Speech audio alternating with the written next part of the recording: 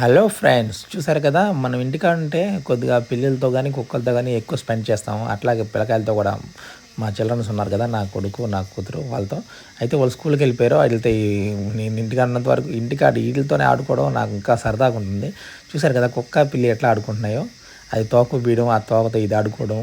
Actual చీకర పుల్ల పెట్టినా చీకర పుల్లతో కూడా భలే ఆడతాయి పిల్లలు. ఒకసారి ట్రై చేయండి మీ ఇంట్లో పిల్లలు ఉంటే. అయితే చూడండి దాన్ని ఎట్లా ఆడిస్తాను చూడండి. ఇప్పుడు దాని తోక పట్టి గిలితే దానికి మహా కోపం. దానికి అట్లా గిలుతూ ఉంటే నాకు ఇంకా హ్యాపీగా ఉంటుంది. అట్లా ఆడుకోవడం దానికి సరదా అన్నమాట నాకు పిల్లలతో ఆడాలంటే. అయితే చూడండి ఇది పటాను కొరికేసి వెళ్ళిపోయింది. లాస్ట్కి అలసిపోయింది. అలసిపోతే ఇంకా ఆయనకి రోజు మేడం గారికి కొద్దిగా పాలు పట్టితే మళ్ళీ ఎనర్జీ వస్తుంది ఆడేదానికోసం. ఇంకా కొద్దిగా ఎనర్జీ తెచ్చుకొని వస్తుంది ఆడేదానికోసం మా దగ్గరికి. సో వీడియో నచ్చింది అనుకుంటున్నాను. వీడియో నచ్చితే లైక్ చేయండి, మన ఛానల్ సబ్స్క్రైబ్ చేసుకోండి.